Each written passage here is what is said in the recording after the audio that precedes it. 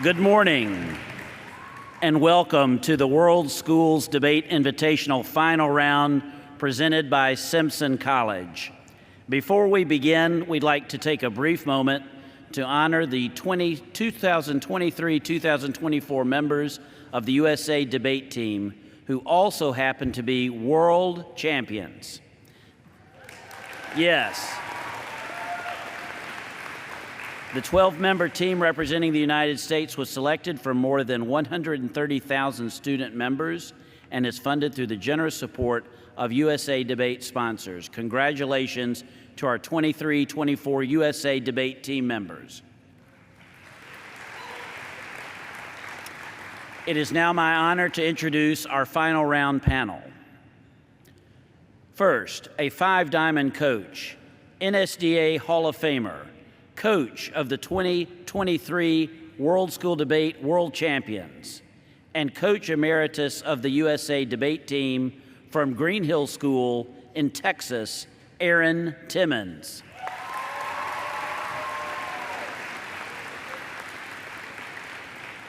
Three-time NSDA Nationals qualifier and coach of the 2023 first place speaker for World Schools Debate, Taylor Pittman.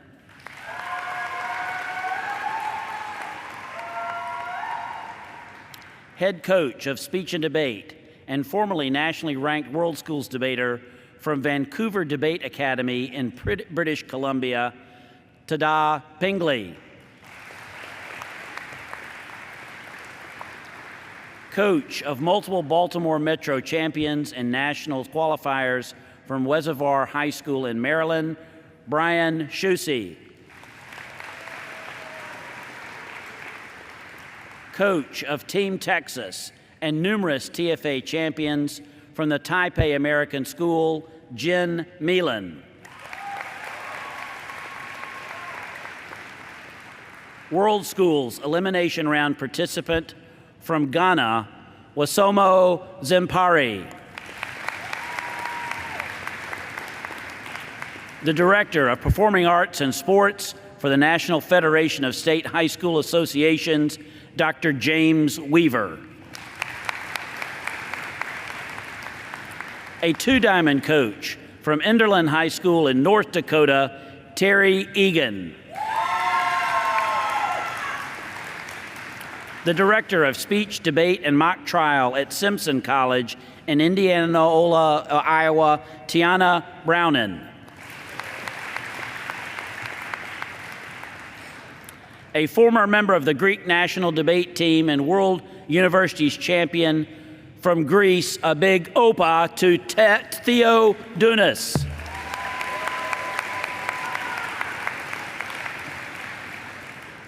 A one-diamond coach and coach of multiple state champions in Oregon, Molly Bruins.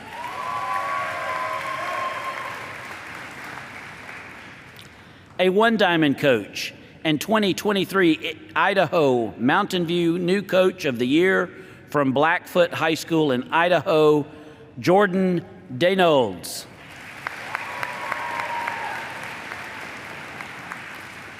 A four-diamond coach and member of the district committee from Claremont, California, David Chamberlain.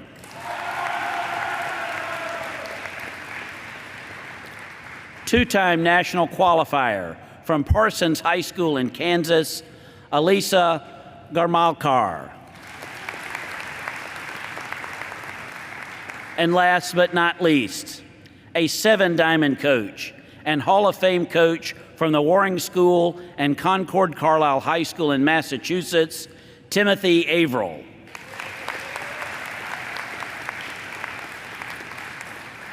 And now I want to introduce the co-chair for World School Debate, Chase Williams.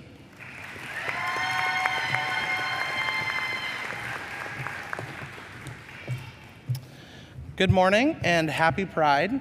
My name is Chase Williams from Taipei American School in Taipei, Taiwan, and I'm proud to be one of your co-chairs for World Schools Debate.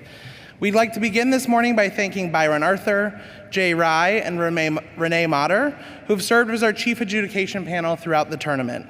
We'd also like to thank Shantae Jackson, Aaron Hardy, Kara Smith, and all of the other staff who helped run our tournament offices throughout the week, as well as a special thank you to Lauren Burt, who makes so much of this tournament happen. We would also like to thank our tabulation staff. From the state of Nevada, my co-chair, Julie Ruse. From Greece, Theo Dunyas. From Arizona, Taylor Middlestedt. From California, Mike Beats. From North Carolina, Bilal Butt and Megan Butt. Bilal will also be serving as our timekeeper this morning. From Idaho, Katie Klauman. From Mississippi, Kelly Garner. From Montana, Daniel Johnson. From New Jersey, Katie Burke. From Washington, Kelly Kirkpatrick. From Iowa, Jesse Meyer. From Minnesota, Sandy Berkowitz. And from Texas, Alma Villarreal.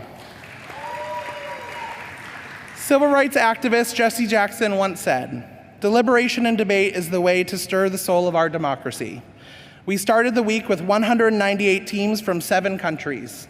After 12 rounds of robust debate, we are down to our final 2 teams that exemplify the quality deliberation and discourse that our democracy so desperately needs as we seek solutions to the challenges our world faces today. Before I introduce the motion, I will introduce our 2 teams. Team proposition is New York City Crimson.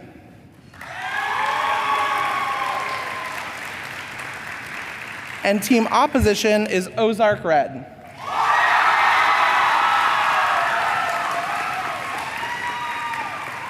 These 2 teams will examine the following motion, which also contains an info slide that I will read twice. This House supports school choice programs. The info slide says, school choice programs allow public education funds to follow students to the schools or services that best fit their needs, whether that's to a public school, private school, charter school, homeschool, or any other learning environment families choose. Again, this House supports school choice programs. So tell me, Des Moines, as a global icon, a renowned philosopher, and life coach, Taylor Swift once asked, are you ready for it? To propose the motion, I invite the first speaker from side proposition.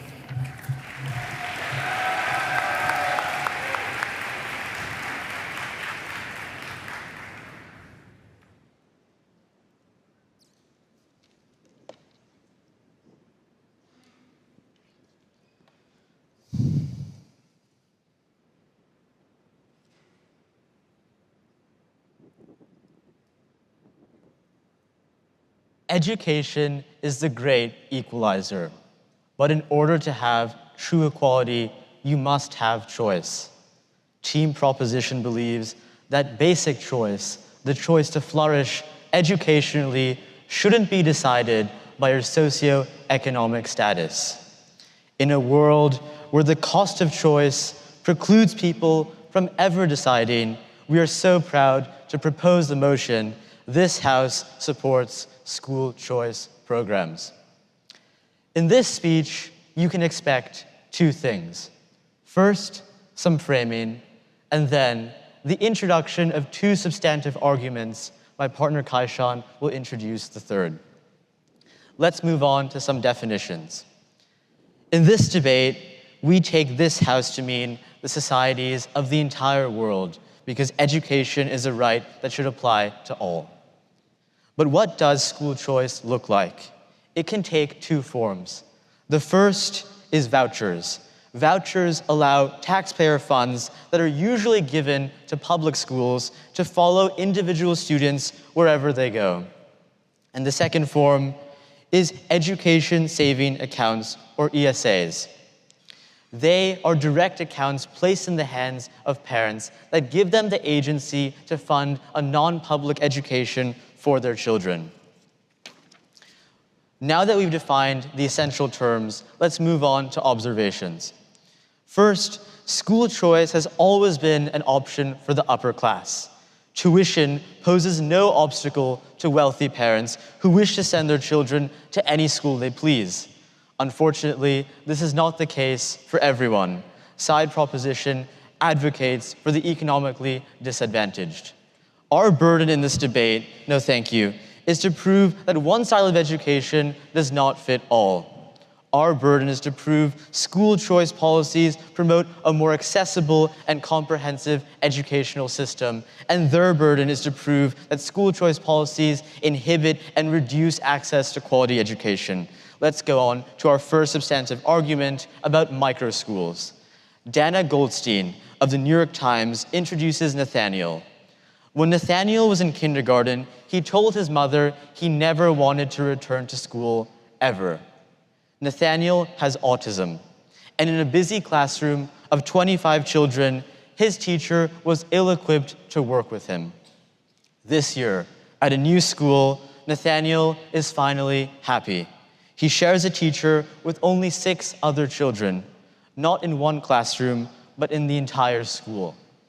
Nathaniel attends a microschool, a small and specialized private school called Kingdom Seed Christian Academy, one of more than 125,000 microschools in the US that serve 1.5 million students. Their rise is attributed to school choice programs. Sure. Note that when parents sign the forms to send their kid to a charter school or a school choice program, they waive their children's rights to equal disability treatment. So I would say when these schools are addressing the needs of these children and when their quality of education is improving so much, we should see these microschools as a very good thing. The National Microschooling Center finds that much of the growth of microschooling has come from school choice programs. The funding for these schools comes from state-provided funds made possible by taxpayer dollars. The benefits of microschools transcend borders. In Cairo, Egypt, educators started the ACT, Aspire, Connect, and Reform School. Given the success of that program, branches of ACT have sprung up all across Africa. Microschools like the ACT and school choice have an effect globally. Our first layer of analysis is ethical education. As Team Prop, we recognize that the right to a strong education is one that liberates students by adapting to each child's specific needs. Microschools expand access to education for students with disabilities and minority voices by offering learning experiences tailored to their unique needs. Microschools preserve the dignity of all students to ensure an equitable and inclusive education. Our second layer of analysis pertains to parental empowerment. School choice programs and microschools empower parents by providing them with a range of educational options tailored to their children's unique needs. These programs offer parents the flexibility to select schools that align with their values and educational priorities. A parent should not be denied the opportunity to fight for the best education they can provide for their child.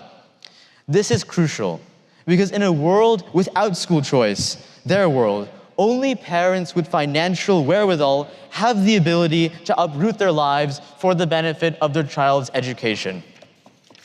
Microschools change this. Our second substantive argument is about classroom competition. Our first layer of analysis is breaking up the monopoly, but before that, I'll take a question. Okay, so he brought up how it is that people have more accessibility to these private schools. However, the reality is, in a tax analysis, it was found that the people in school choice programs all make over $200,000 a year. That point falls. So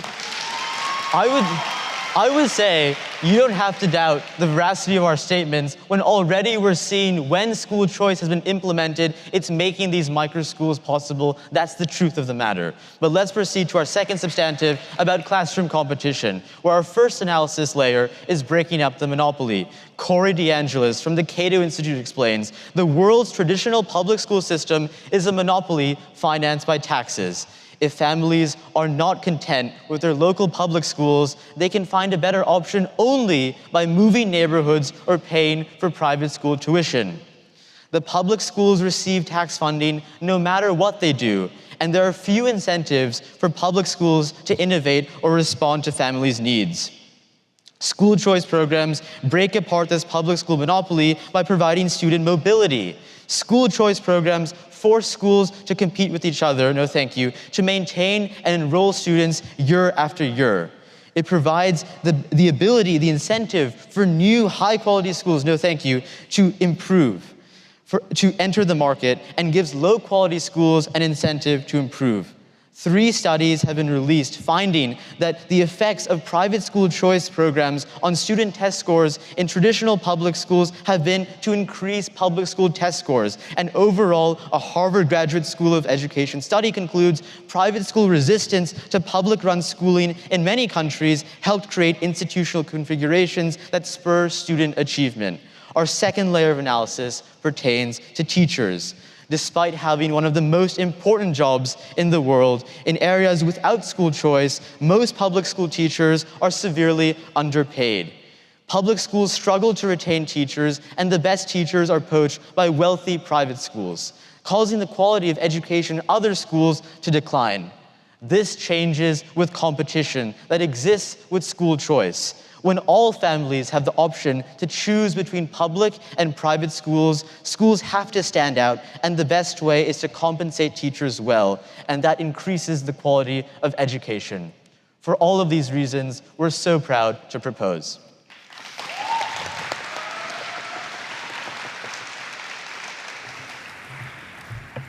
Thank you for those remarks, Team Proposition. I now call the first speaker for side opposition.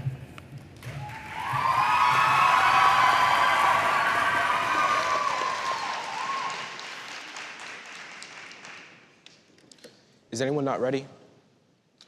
Perfect. I will begin.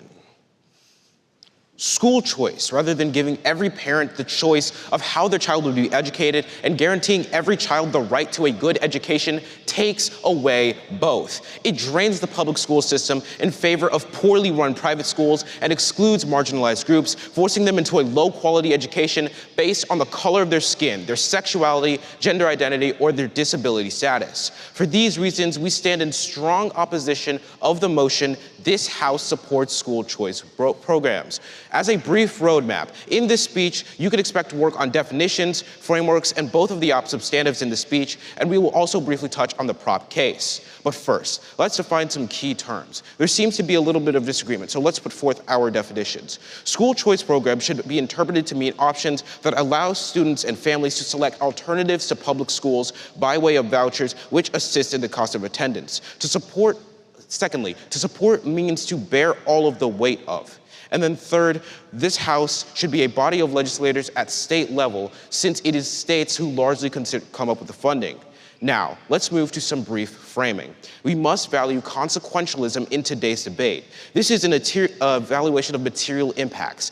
This establishes our burden of proof. If we are able to show you that the negatives of school choice programs holistically outweigh the positives, the op side should win this debate.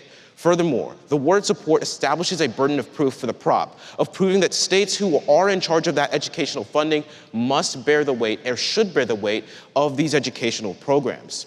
And with that framing in mind, follow me to our first substantive argument: school choice reduces school quality. Research clearly shows that charter schools place additional fiscal burdens on traditional public school districts. The state's funding system requires districts to shift to per-student funding for each district resident enrolled in a charter school. However, this districts face fixed costs that can't be reduced on a simple per-student basis. For example, you can't fire part of a principal when students leave for another school. As a result, the Friedman Foundation found that voucher programs cost states $1.7 billion extra.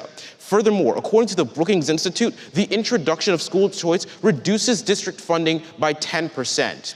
And the impacts of that draining are very well reflected in the literature. We present 3 key layers of analysis. First is academic performance. What we do know is that when school voucher programs are enacted, the quality of education inevitably suffers. The state of Michigan, with the backing of major school choice foundations, proposed a similar plan to the one in Iowa that bolstered the strength of private and charter schools while diverting prospective funds from public schools. And that led to standardized test scores plummeting within years of this policy's adoption, as Michigan became one of the 10 worst performing states in the state for test scores in educational attainment.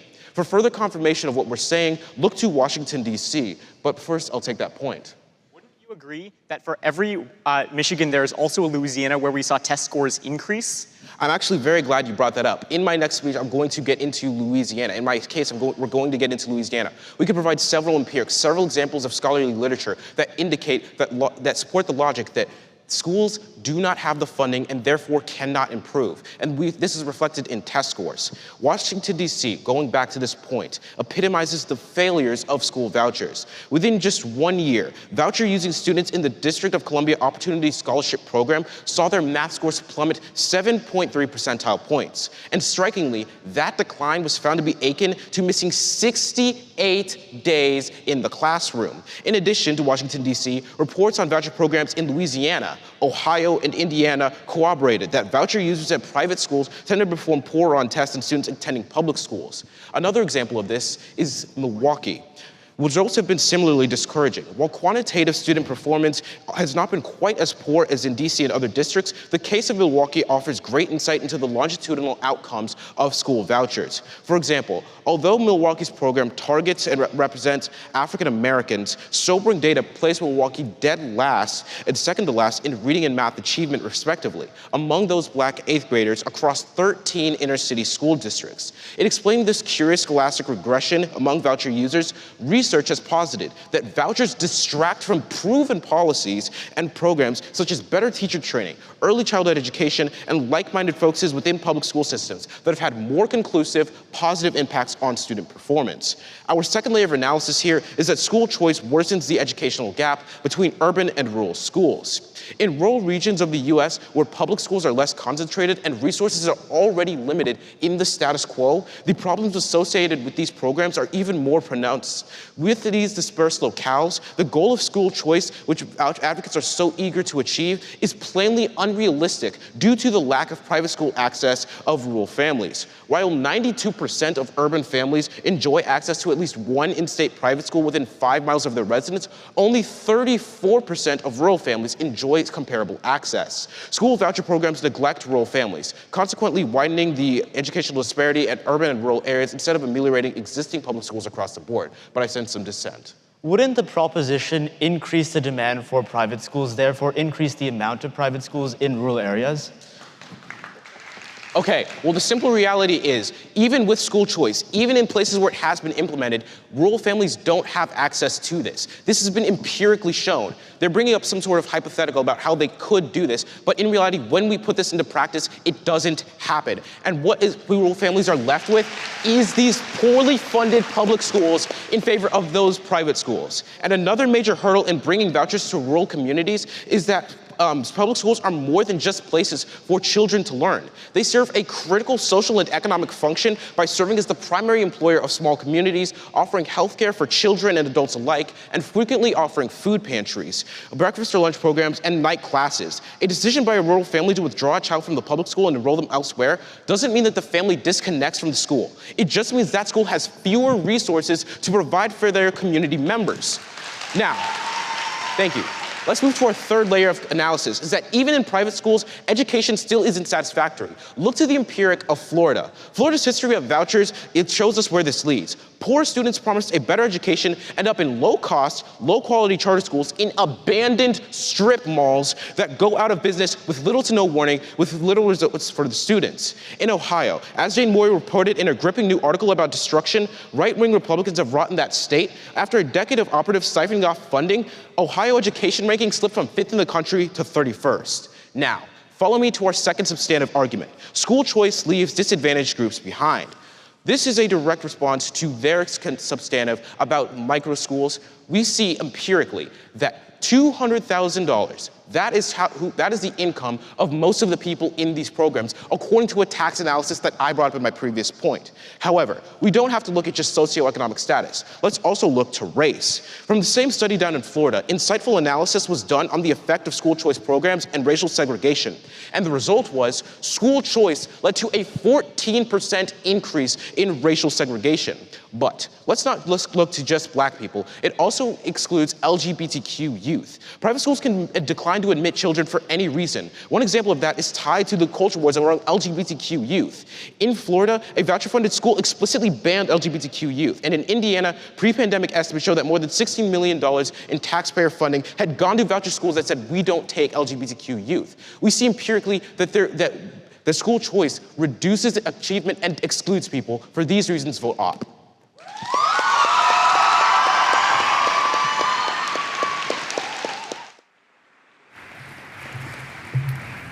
Thank you for those remarks, Team Opposition. I will now welcome the second speaker for side proposition.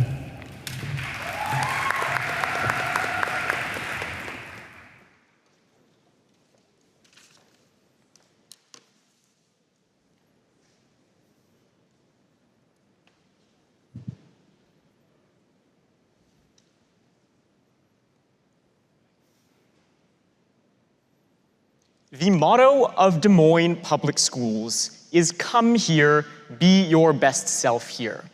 And on side proposition, we believe that at best, that's what American education should be. You should go to schools and become your best self at schools. But we on side proposition are also realists, and we recognize the flaws in our education system. That's why what we're going to tell you now is that neither of the systems is working. We are not going to try to paint you a picture where anything is working perfectly. Instead, we will very candidly acknowledge the fact that our public schools, by and large, are failing students, and oftentimes charter schools are too. But we are not here to prove that charter schools are better than public schools. This debate is about choice. And that's why we tell you that the thesis of side proposition is that choice is better for students, choice is better for teachers, choice is better for parents. So you can expect a couple of things in this speech. First, I'll be rebuilding our own arguments, which my opponents barely touched. Then, I'll be going on to introduce our third substantive argument, after which I'll be refuting my opponent's argument. So let's get straight into it. On our side of the flow, go ahead. You bring up choice again and again, but where do we see this choice? Is it for LGBTQ people? Is it for disabled people? Is it for lower income people? Empirically, the answer is no. Sure. I might be getting ahead of myself, but I'd love to address that point. The example they give is Florida, where they say that private schools don't let LGBTQ youth in. We say that's a really bad thing. Except when you look at the public schools in Florida, you have don't say gay bills, you have all of this legislation which literally bans LGBT people from voicing their concerns and their own struggles in their life. We say that if we're talking about Florida, the problem probably isn't school choice. The problem is probably Ron DeSantis.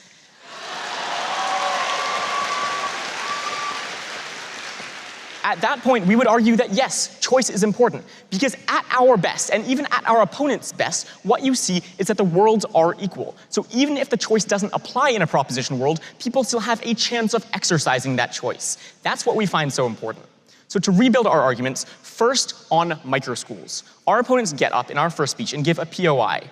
In microschools, don't students have to waive their rights? We say that yes, while it is true that the same rights and restrictions don't apply for private schools and public schools, we say that microschools solve the entire issue overall. Why is that the case? Look back to Nathaniel, a student who has a specific school that helps him with his individual needs. We would say that it is far better to have a school which is tailored to your needs than to have a policy that might happen to apply.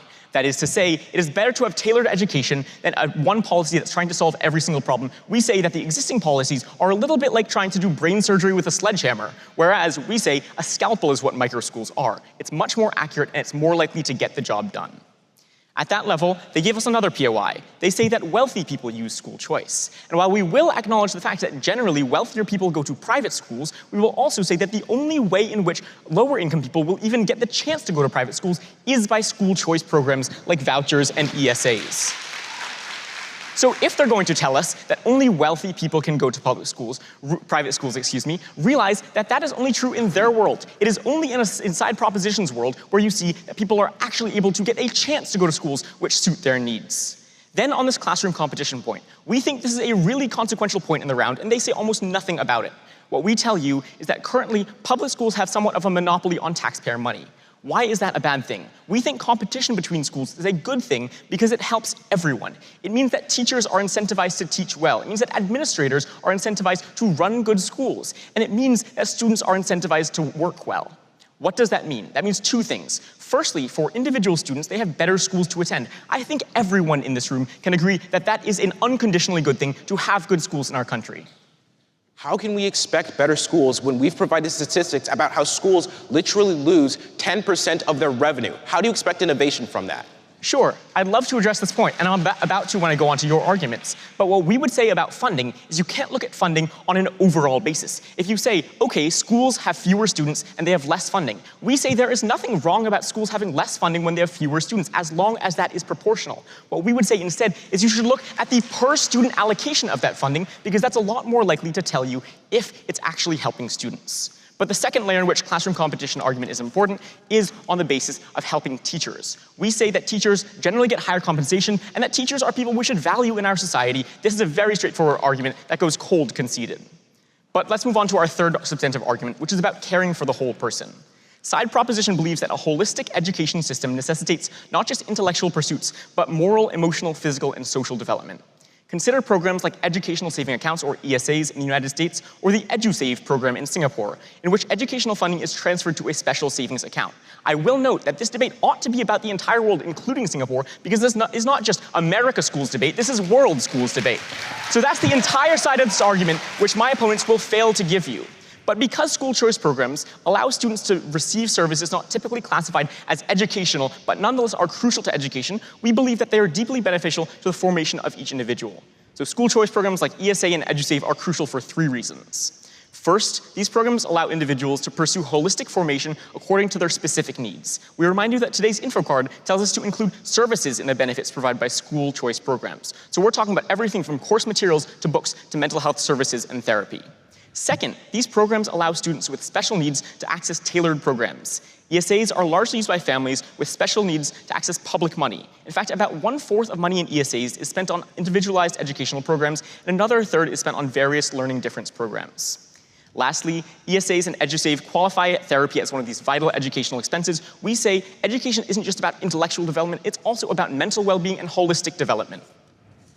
Now I'll move on to refute my opponent's arguments. Firstly, they say that we should only be talking about the state level. Again, this is world schools debate. We say, consider our examples from across the globe. We have a more global analysis.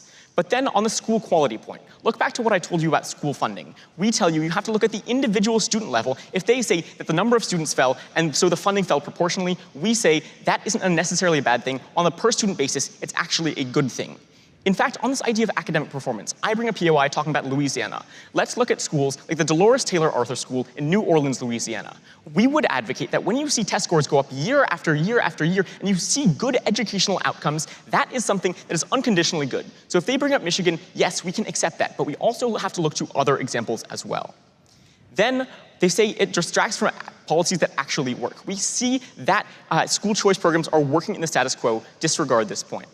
But then on this point of urban and rural schools, they tell us that there's no private school access in rural places. What we tell you is that competition between schools solves this problem. And why is that the case? We say that when students can choose the best school for them, they are more likely to incentivize people to open educational institutions that actually work rather than just checking boxes. And then they say that there are dilapidated schools that are private schools in places like Florida. But what we say, if schools are dilapidated and that they don't work for students, what does choice do for them? That means that they can choose to go to the better school. That means that they're not stuck in schools that don't work for them. Ultimately, this is antithetical to the resolution itself, in as much as we say that choice allows people to avoid schools that don't work for them. Then finally, on this point of disadvantaged groups, they say only wealthy people can afford it. Look to Iowa, where you have to be below a certain income level to qualify for social programs. Furthermore, we would say that this LGBTQ thing is a problem in either world, especially in Florida. We are so proud to propose the resolution.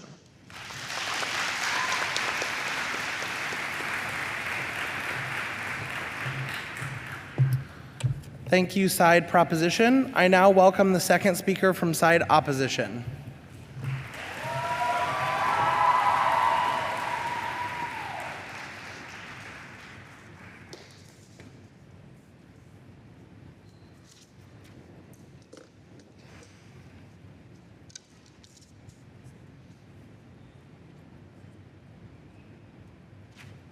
All right, on my first word.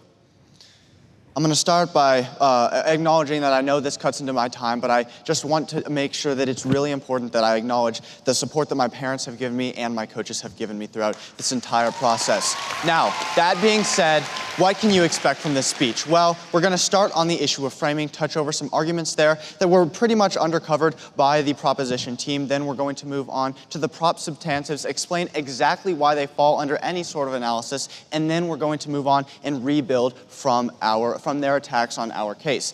Now, starting on the issue of framing, they concede the mechanism to which you evaluate impacts in this round, that is consequentialism, that Kwaku gave you in his first speech. We are evaluating the material acts, the material impacts that things have, and judging your decision based off of that. Furthermore, they drop our burden of proof for them. We tell you that they have to prove that states should be the ones that have to fund school choice vouchers and directly take away money from public schools in this process. This is a conceded argument. This being in mind, let's move on to prop substantive arguments, the first one being micro schools. Now, this entire argument is about the accessibility of schools, and specifically micro schools is incredibly beneficial for people with disabilities, but we tell you a few key things. First, at least 7 states have voucher programs that require parents to explicitly waive all or most of their disability rights protections under federal law to participate. In other states, parents often do not realize the rights they are forfeiting. 83% of parents of students with disabilities in such programs report that they receive inaccurate or no information on the loss of those rights. So what can we see from this? These are not micro schools that are trying to benefit people with disabilities. No, they are private schools that are trying to lure people with disabilities in by giving them inaccurate information so they can make money off of both the parents and the state funding. Second, we see that these are micro schools. It's in the name. There is an inherently limited capacity in these schools. When you compare the capacity of these micro schools and their ability to actually help the students that they take in to the drastic harm that we see the entire voucher and school choice program having on other aspects of education, the harms drastically outweigh the benefits. Next, let's move on to their point where they say that they take the funding from the states in order to fund these micro schools, and their first substantive under this. This is important because it proves there is an inherent trade-off between funding school choice programs with those voucher programs and funding public schools. This is going to be very important later.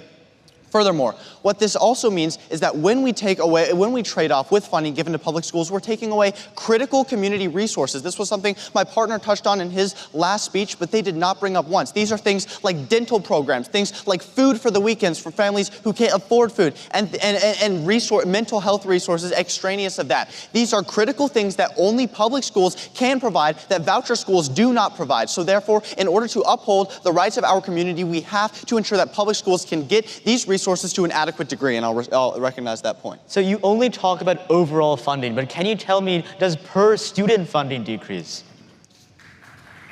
Okay, we tell you that there's a 10% decrease in district funding when school choice programs come to the area. That's enough warranting there. I don't get what that point is about. Finally, their last point under their substantive one is that these programs are good for low-income parents. But you're going to cross-apply some key points from our second substantive. We tell you that the vast majority of people benefiting from school choice programs from these voucher systems, the people that are actually taking these vouchers and giving them and using them, are people making above $200,000 every single year. They told you that their burden of proof was accessibility. Well, guess what they just proved? That it is inaccessible to the people they try to help, and only accessible to the people who can capitalize on their incredible socioeconomic standing. With this in mind, let's move on to their second substantive, that of monopolies. Now, they say this idea of public school monopolization is bad and that we need to incentivize competition within the education system, but there's a number of key points that I want to make on this. First, monopolies are not inherently bad. Look to things like utilities, where it would just be an absolute mess if multiple utility companies could come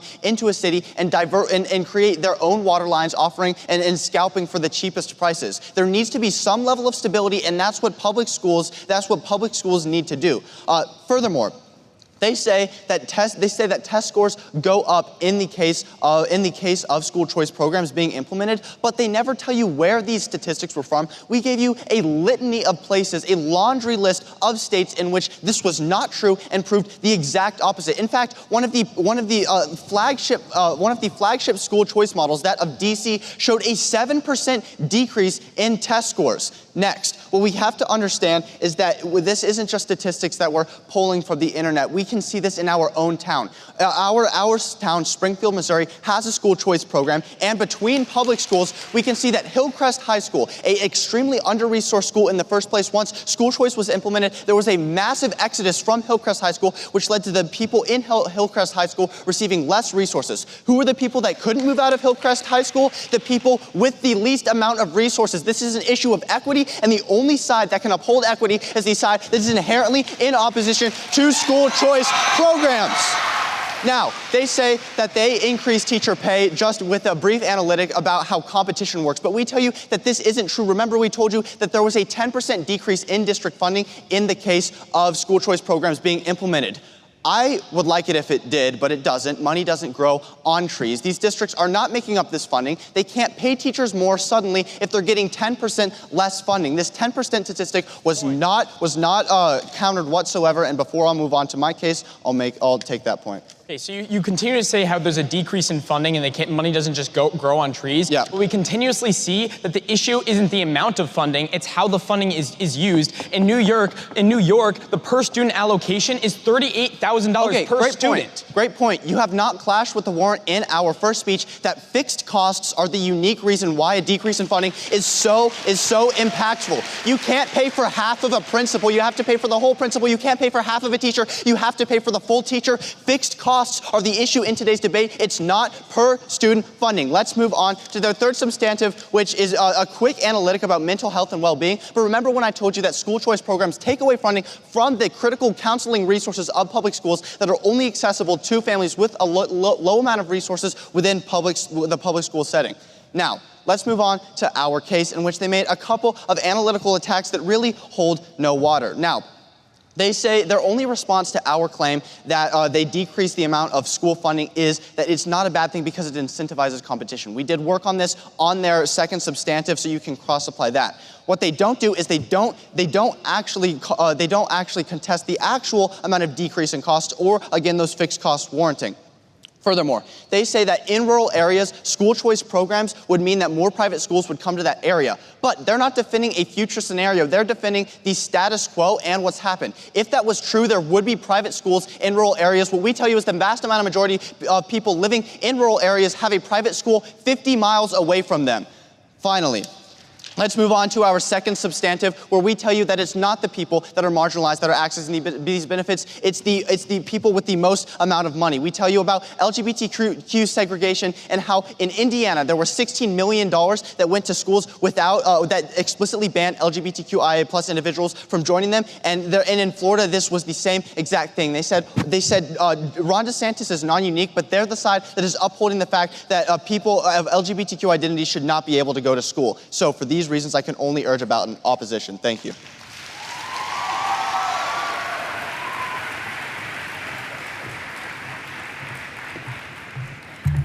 Thank you, Team Opposition. I now welcome the third speaker from side Proposition.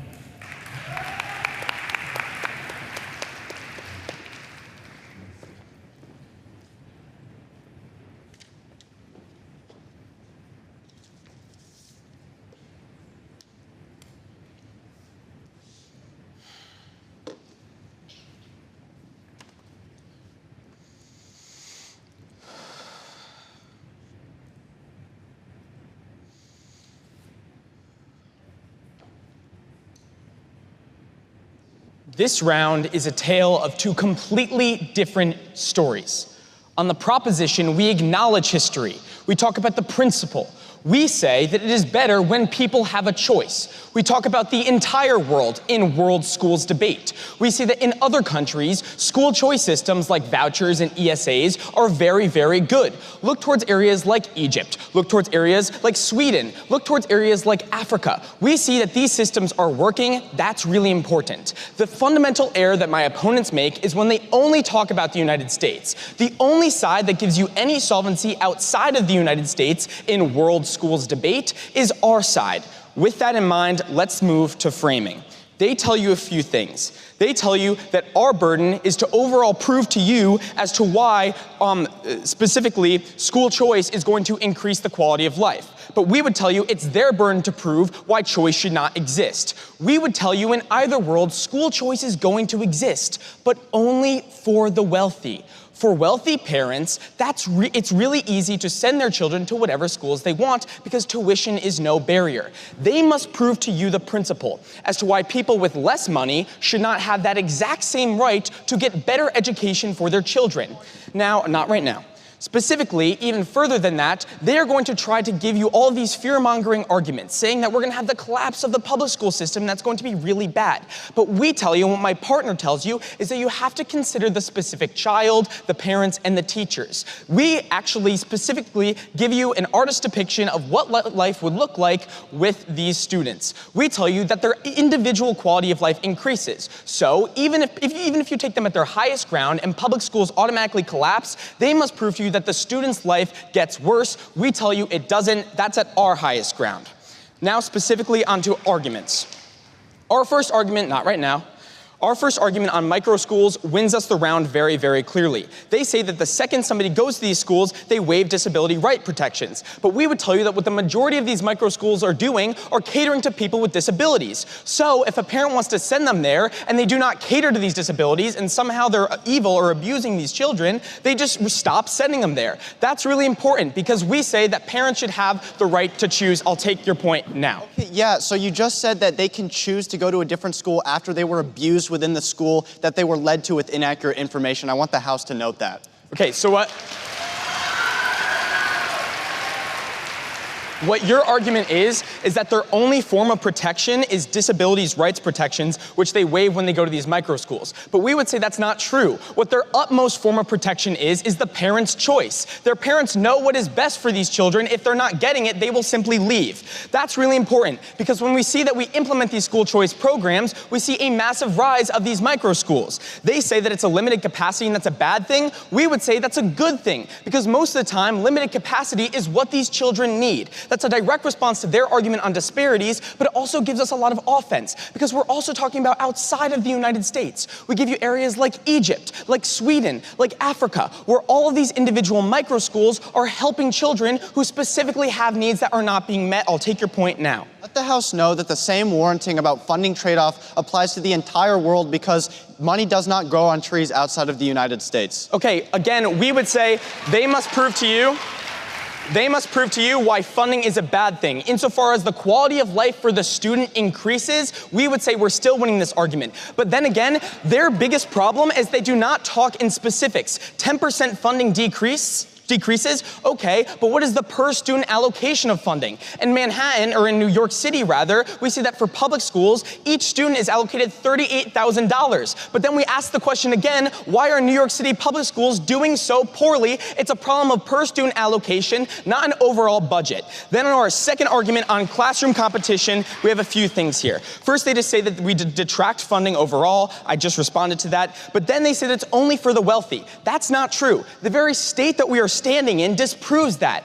We would tell you that in Iowa, you have to make between the minimum wage yearly or up to $100,000 to be able to even apply for these ESAs or school voucher programs. That's really important because they want to talk about people who are on the outskirts of our society that need to be catered to. We would say that our argument works directly towards that because it's talking about those on the lowest part of our socioeconomic ladder, not right now. Then onto this idea of monopoly. They say monopolies aren't a bad thing. We would argue that the Sherman antitrust law is a direct response to this. We would say that there's no check back for quality control. When they know that they're going to get this money, they can do whatever they want. But in our world, they have to fight for this money. They must advertise themselves as to why they're the best choice for children.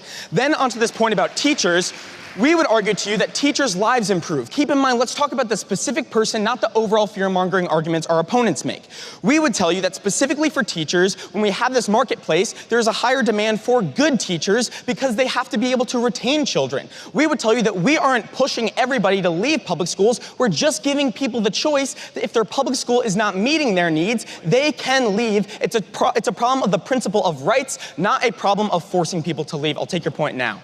Where has any of this been seen? Where are the empirical examples of this actually specifically happening? In Philadelphia, we see school choice is very, very good. They are one of the leading nations in public school funding, or public school test scores, rather. They are very successful, and we've seen a direct rise from the implementation of school choice. They want to give you examples like Michigan, but for every Michigan, there's a Pennsylvania or a Louisiana where we see all public charter schools, specifically after Hurricane Katrina, and that's really, really important because we see that when we have better allocation and people have a choice, they fight to compete for these children because everybody wants money.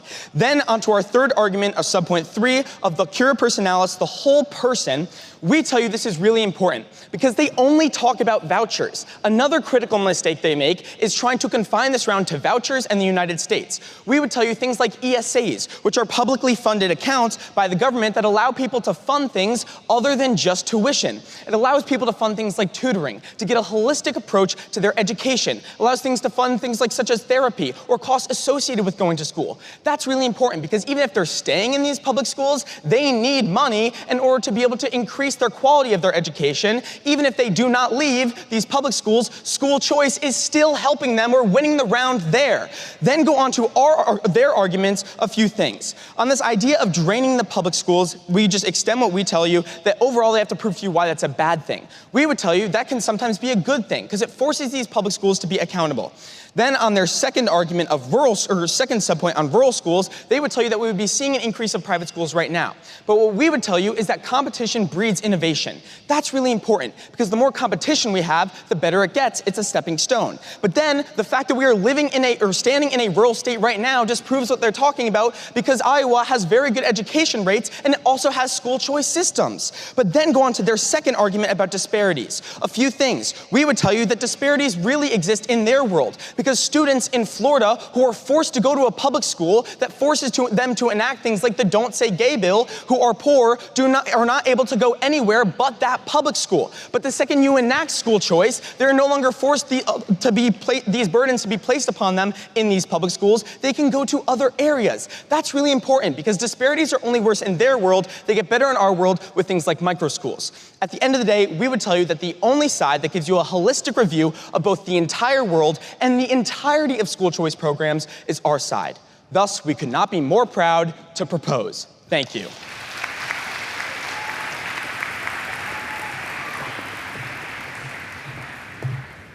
Thank you, side proposition. I now welcome the third speaker from side opposition.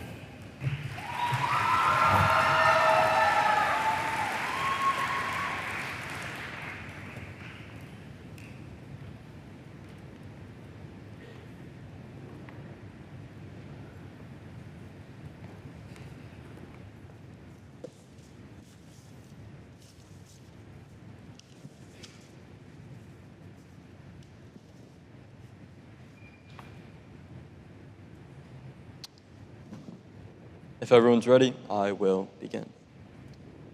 In 1954, court decision Brown versus Board of Education, U.S. Supreme Court Justice Earl Warren wrote, "We conclude that in the field of education, the doctrine of separate but equal has no place. Separate educational institutions are inherently wrong." Because we recognize the potence of these words, so proud to oppose. A few things to expect in this speech. First, I'll be going over frameworks and the burdens we have proposed in this round. Second, I'll be going over the major arguments and crystallizing the major voter issues before Quinn makes it abundantly clear to you in his last speech why you should be siding with team opposition. So let's begin. On the principle of framework, they just said in their last speech that we should be valuing the principle of choice. Two key things here. First, we already told you that we're looking through the realm of consequentialism. The consequentialist viewpoint has not been attacked till this speech. But second, even if you want to follow their principle that we are giving people a choice, Side proposition asserts to you that we are giving a choice. Well, school choice programs intend to give students a choice on the preferred school. The reality is that schools are hand-picking students. It's the other way around. What leads to it is an inescapable cycle of discrimination and segregation. With that, let's begin with Prop's first argument, where they tell you that microschools are the solution to everything. First, they talk about disability and how people can find the best school that fits their needs. We on side opposition tell you that a lot of private schools have the ability to waive rights and not tell you. And what they say is, well, you can just go to a public school that no longer has the funding it needs to stand on itself. Drop that point. But I sense some dissent. So if you don't like a microschool that waives your rights, couldn't you just go to another microschool that doesn't waive your rights? The alternative exists. That's exactly what I want to talk to you about today. Side opposition uniquely mechanizes to you how the monopolization of schools work. We tell you, in this situation, schools monopolize, and the best ones attract all the students, leaving the other ones behind and deprived of funding. That's your world, stick with it. Now, let's continue. We tell you that private schools grab the majority and kick out the rest. And this is really important when you talk about parental empowerment and trade-offs. You say that the socioeconomic status of the individual is helped when we have a school choice program. However, what we tell you is that the average income of those using these programs are $200,000. You've heard this multiple times in this debate round. The true reality of school choice programs is we are only kicking the minority behind.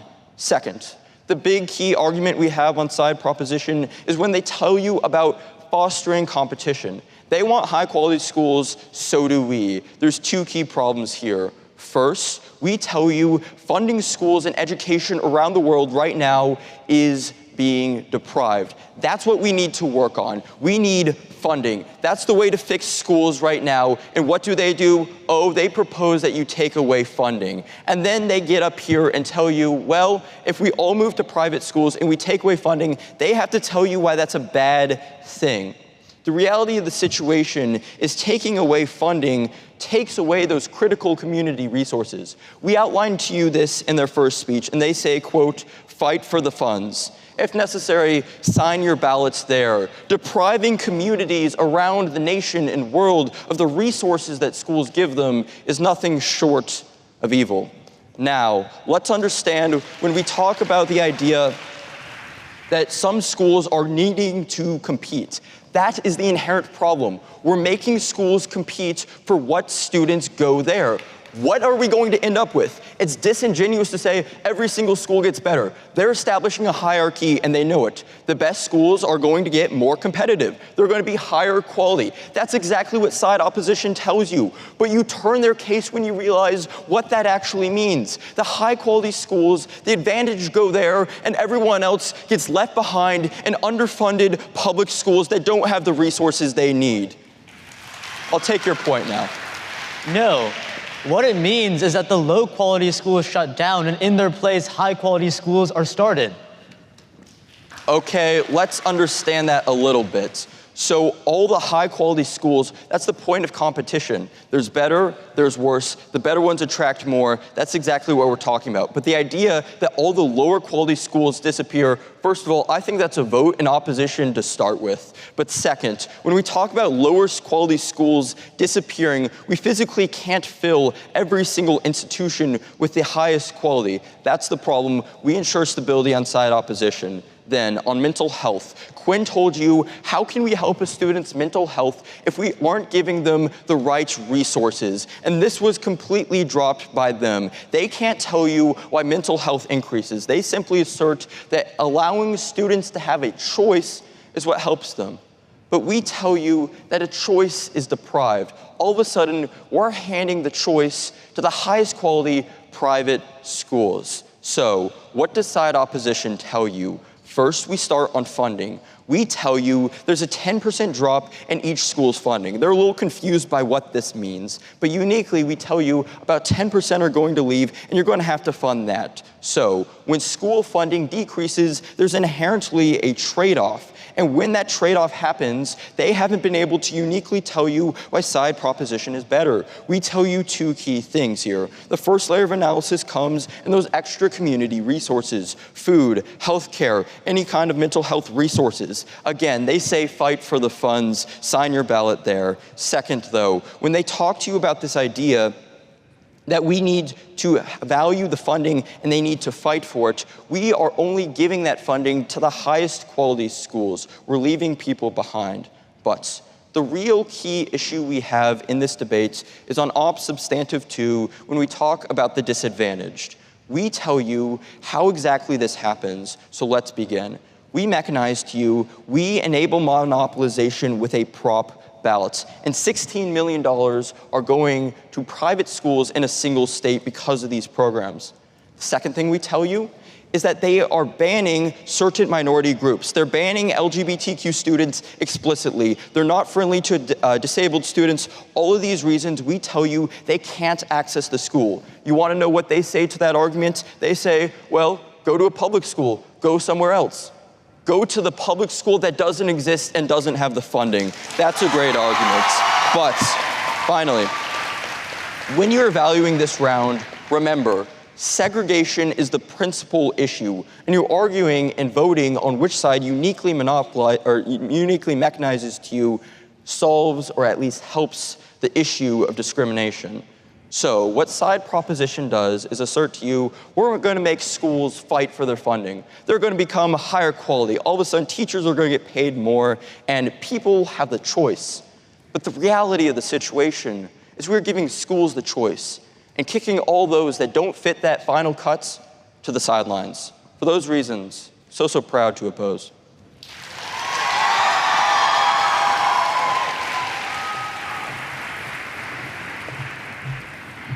Thank you, side opposition. We now welcome the reply speaker from the opposition to conclude the team's position.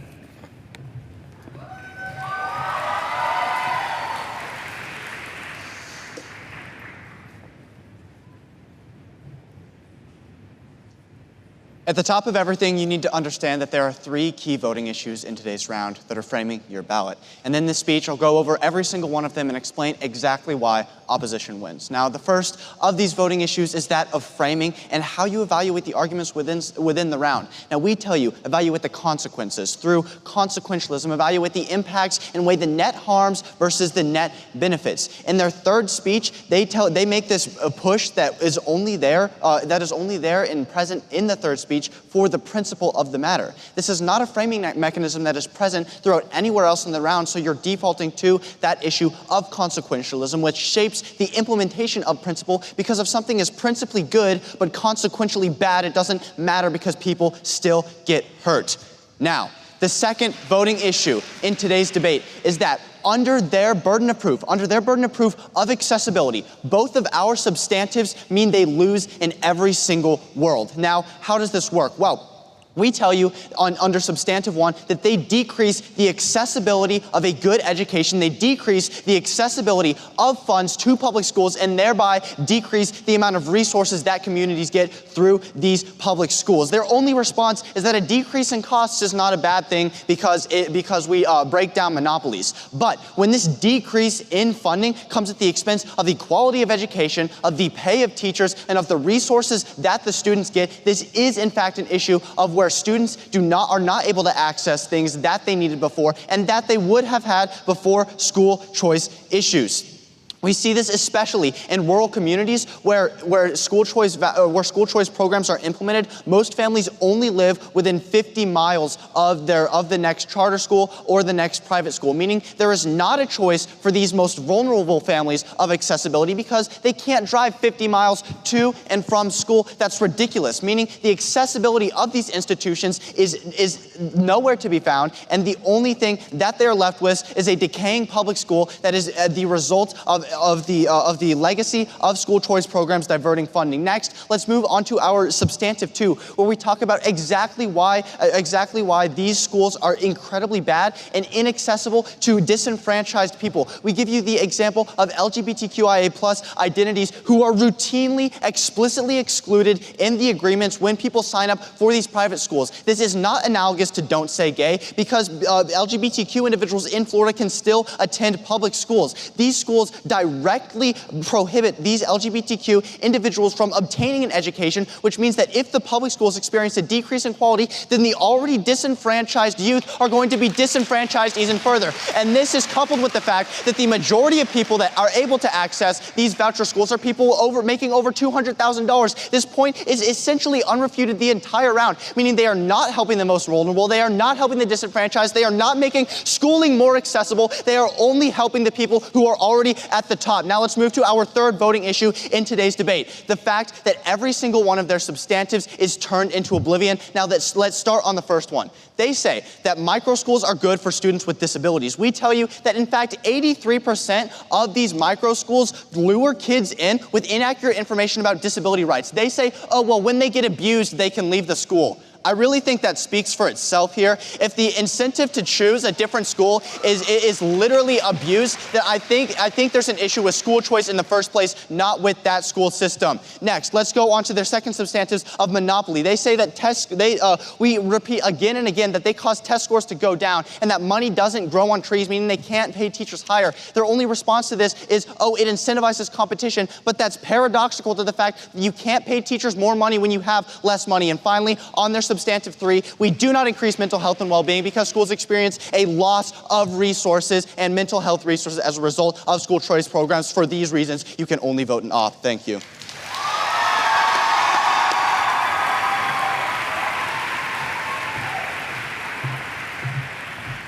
Thank you, side opposition. We now welcome the reply speaker from the proposition to close the debate.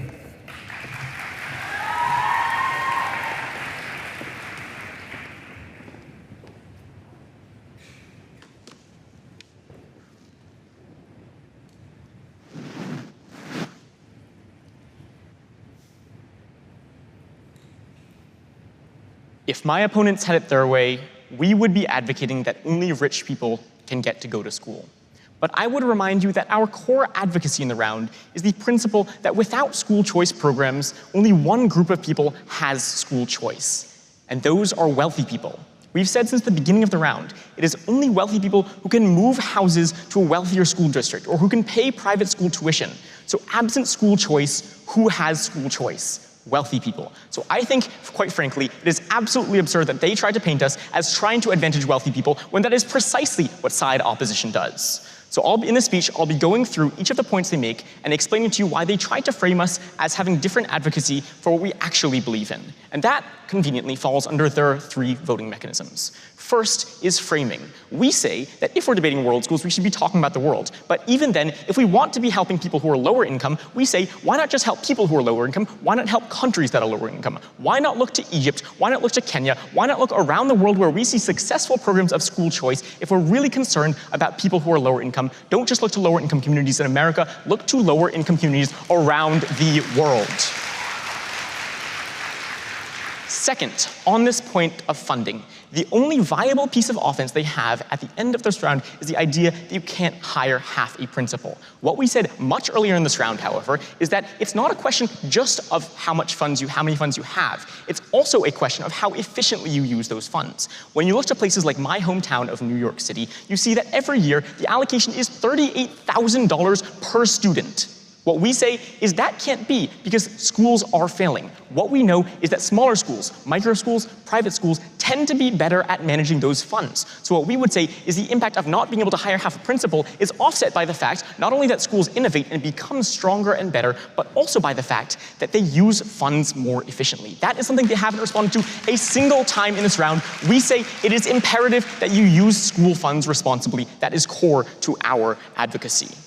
But secondly, we would say that the rhetoric they use frame school competition as inherently atavistic and competitive. They say that schools have to fight for the funds. No, we say that they uplift one another because they show each other good learning practices and they have an incentive to actually get students into their schools. What we say is to revise is to rise, and because that is true, it is absolutely imperative that we see that schools can actually get better. Compare that to their world where students are stuck in public schools, only wealthy people have the ability to choose their schools. We say that is really, really bad. But then on this point of marginalized students, we say this breaks down into a couple of categories. First, on students with IEPs or special needs. We would argue that, first of all, their point on these policies and waiving your rights is completely offset by the fact that micro schools literally are designed to help people with disabilities. We additionally would say it's completely cynical to say that 80% of schools are trying to mislead people when they are founded by people who quite often have special needs themselves and have made it their life's work to help people with special needs. We say that is completely uncharitable framing, and in any case, choice means that you have choice. So if the school isn't working, our world is the only world in which you can actually choose to leave it.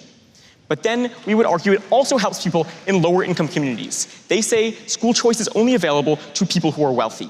Look here to Iowa. We say that there's an income range that is towards the bottom of the income distribution for which you can qualify for an ESA. The word ESA, or Educational Savings Account, has not come from side opposition a single time in this round.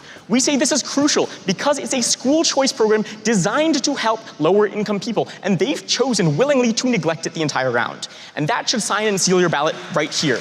We say that it strengthens public schools because innovation ultimately goes up, because it helps teachers, because it helps parents. We are so proud to propose. Our pride in affirming is our pride in high quality education, available not just to those who can afford it, but to all. Our pride is in our choice to education. Our pride is in our pride in teachers and educators. We are so, so proud to propose.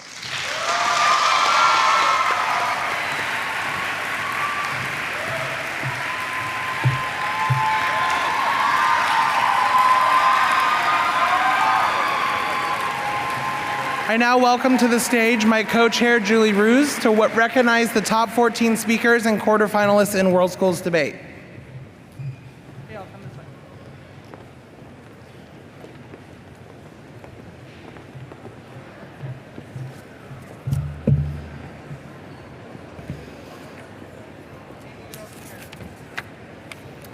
Good morning. Please welcome to the stage the 1st through 14th speakers in World Schools Debate, presented by Simpson College to the stage.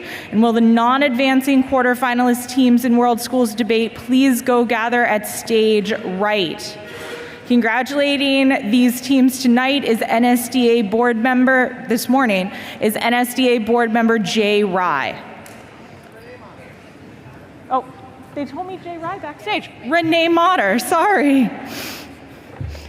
They literally came backstage and were like, it's Jay. Top 14 speakers, please proceed on to the stage.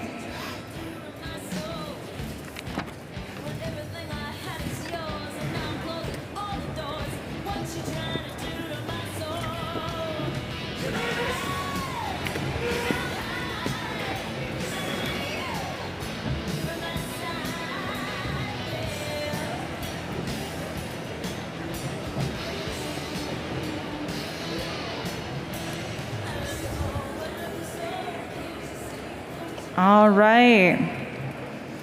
Your 1st through 14th speakers in World Schools Debate are, in 14th place, Daniel Behada from New York City Gold.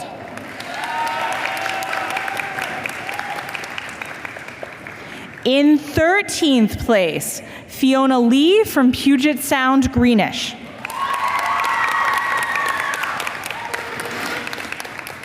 In 12th place, Ayushi Garg from West Los Angeles Violet.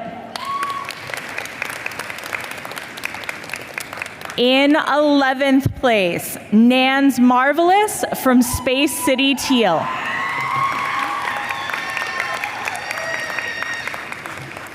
In 10th place, Jake Zhang from Florida Manatee Aqua.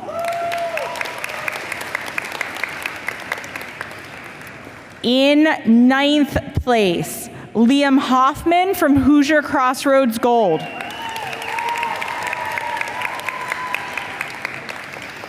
In 8th place, Claire Curran, also from Hoosier Crossroads Gold.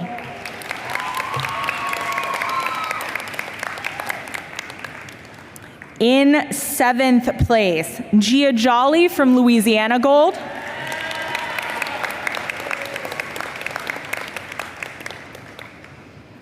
In 6th place, Israel Maddox from Carolina East Blue.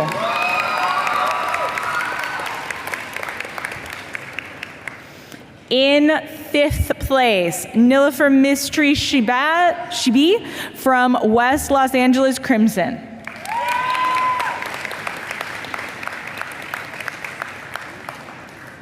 In 4th place, Janaki Boys from Lone Star Gold.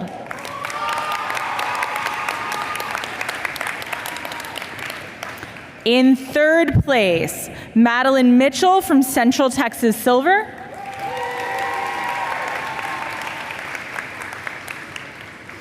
In 2nd place, Soren Jensen from West Los Angeles Violet. This year's top World Schools speaker and Robert Shrum Award winner receiving a $100 scholarship is Carity Chow from China Gold, coached by David Peterson.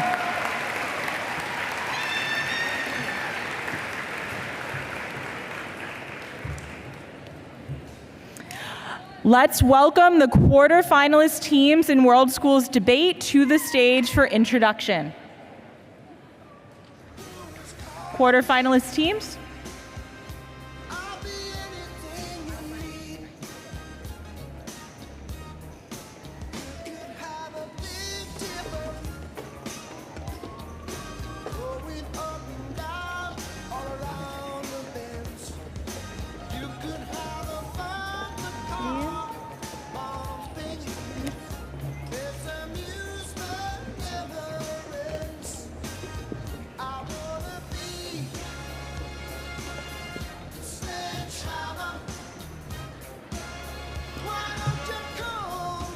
All right, we have 5 people per team, y'all. So let's make sure that we hear all of their names get read and then give them a round of applause, okay?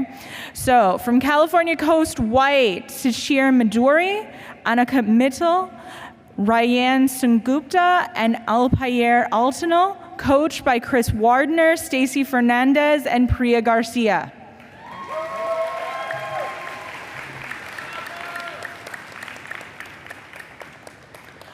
From Heart of Texas Gold, Colton De Los Santos, Alexander Sation, Liam Ianero, William McAdams, and Jackson Bertelson, coached by Davey Holmes, Ryan Love, and Brett Banks. From Lone Star Rose, Sophia Ahmed, Rohan Sanghavi, Sumak Raj, Rishi Shori, and Shrishti Das, coached by Anthony Brown and Nea Boyapati. And from West Los Angeles Crimson, Nilofer Mystery Shibi, Nathan Vierney, Liv Krieger, coached by Michael Beats. Congratulations to all of our quarterfinalists. Yep. All right, and let's welcome back my co-chair, Chase Williams, and the finalists. Quarterfinalists can exit.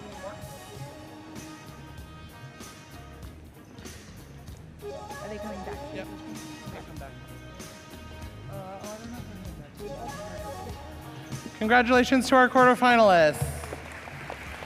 I now welcome back the finalists from World Schools Debate, and if there are additional teammates from the audience would like to join us on stage.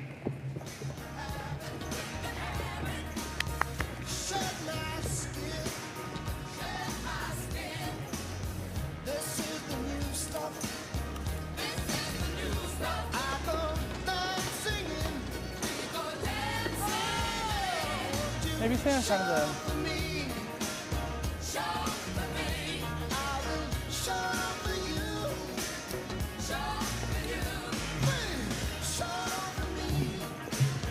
Okay, team prop representing New York City Crimson.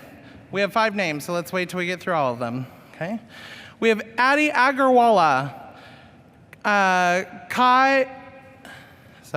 Kai-Shan Kwek-Rupp, Mark Quaglia, William Carragher, Luke McGibbon, coached by Eric DiMichele and Owen Carragher.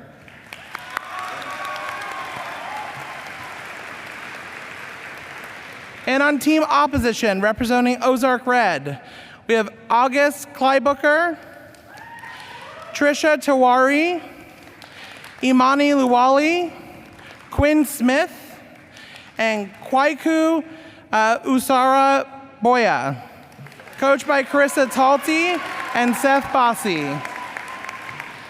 Congratulations to our finalists.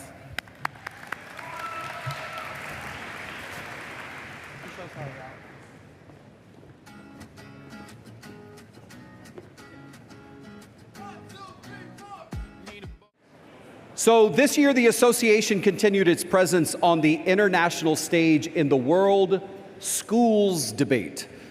The team won championship title after competing against Team Canada in the grand final at the World Schools Debate Championship that was actually hosted in Vietnam last year.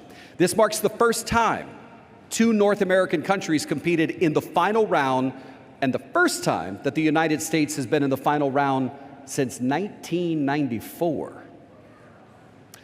From an application process that is open to over 130,000 student members of the National Speech and Debate Association, there are only 12 students who were selected to join the USA debate team. From these, 5 are chosen to compete at the World Schools Debate Championship in addition to 1 alternate. Congratulations on a very successful season to our USA debate team members and their coaches.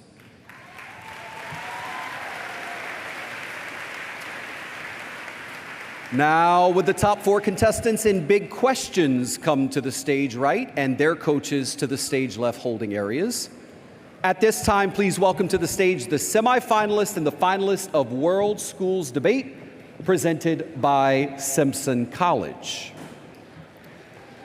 So Simpson College offers students a pretty comprehensive forensic experience. Students choose from more than 13 speech events and 5 debate events. Simpson College won the Pi Kappa Delta National Debate Tournament sweepstakes in, get this, they won it in 2016, they won it in 2018, 2019, 2021, 2022, 2023, and 2024. And they won the PKD National Comprehensive Speech and Debate Sweepstakes Award in 2022 and 2024. In addition to a national travel schedule, the team provides great opportunities to get involved on campus and to meet new people. Here to congratulate tonight's winner is Tiana Brown, Director of Forensics at Simpson College. This year's World Schools Debate Invitational involved 198 teams from 7 different countries. Introducing the winners tonight is Julie Roos, World Schools Debate Co-Chair. Good evening. Joining us as well tonight is Marissa Mayo, the Assistant Director of Forensics at Simpson College, to present the awards. Tonight, we recognize the top 4 teams. The winning team shall receive the Dr. Alfred Tuna Snyder Championship plaque, sponsored by Tom Rollins. Your semifinalists in World Schools Debate are, from Northwest Indiana Gold, Sophia Warden, Emily Fleischhacker, Noah Schaefer, Stanley Liu, and Chris Chen, coached by Jeremy Starkweather, Aaron Drew, and Annika Fish.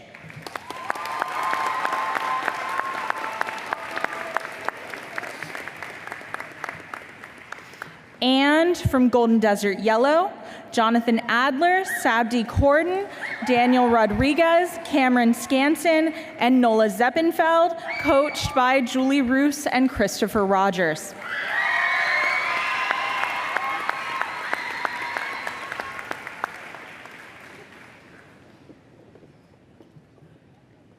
Placing second, each receiving a $100 scholarship from Simpson College.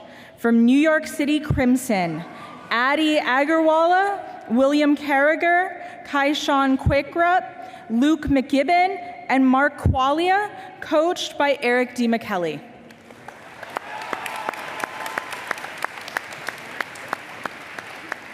And your champion team on the opposition, each receiving a $200 scholarship from Simpson College and winning with a 14-1 decision, is Ozark Red, August Kleiboeker, Quinn Smith, Trisha Tewari, Kwaku Asare-Bawuah, and Imani Lwali, coached by Carissa Talty.